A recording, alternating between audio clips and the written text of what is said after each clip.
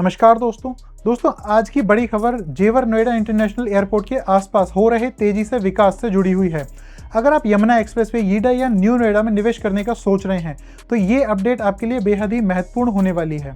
दोस्तों, यीडा की 91st board बैठक में एक बड़ा फैसले को मंजूरी दी गई है, जिसके तहत जेवर एयरपोर्ट के साउथ रीजन में एक नया इंडस्ट्रियल कॉरिडोर यानी इंडस्ट्रियल नोड डेवलप किया जाएगा। इसके साथ ही यहाँ एक आधुनिक ट्रेड सिटी भी बनाई जाएगी।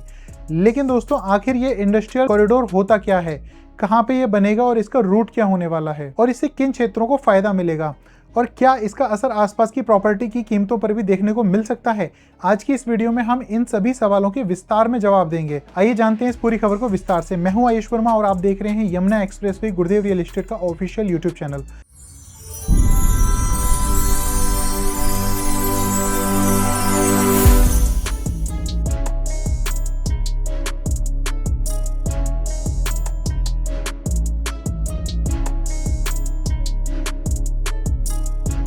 सबसे पहले बात करते हैं इस नई घोषणा की।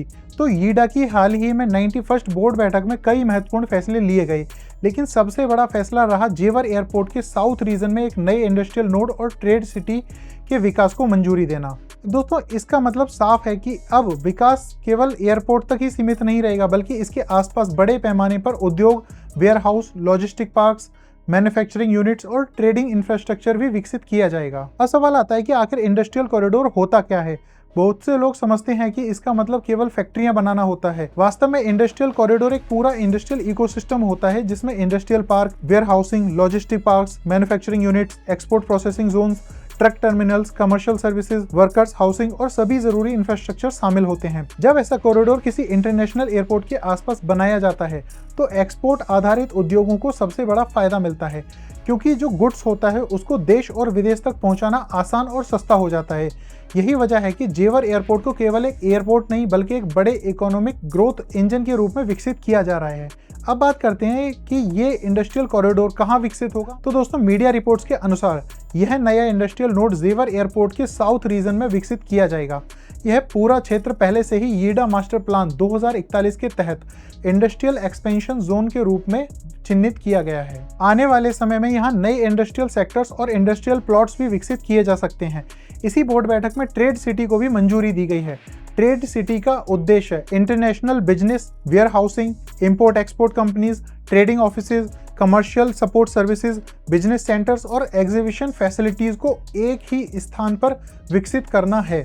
यानी आने वाले समय में यह इलाका केवल उद्योगों का केंद्र ही नहीं बल्कि एक बड़ा बिजनेस हब भी बन सकता है।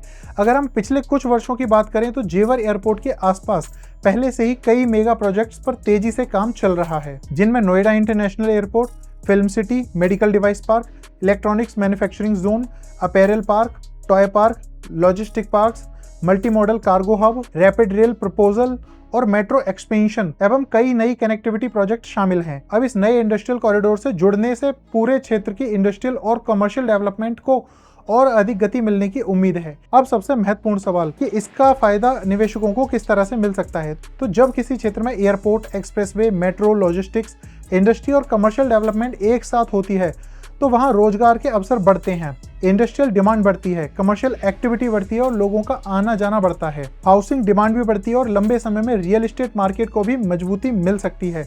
हालांकि किसी भी निवेश का निर्णय लेने से पहले अपना स्वयं का रिसर्च करना और सभी दस्तावेजों की जांच करना हमेशा जरूरी होता है। अगर हम यीडा के पिछले कुछ वर्षों के विजन को देखते हैं तो उनका विजन साफ दिखाई देता है कि यह केवल एक एयरपोर्ट नहीं बल्कि airport, industry, trade city, film city, logistic, warehousing, metro, rapid rail और एक्सप्रेसवेज के साथ इंटीग्रेटेड इकोनॉमिक रीजन तैयार किया जा रहा है, जो आने वाले वर्षों में पूरे एनसीआर के सबसे बड़े इंडस्ट्रियल और बिजनेस हब्स में से एक बन सकता है।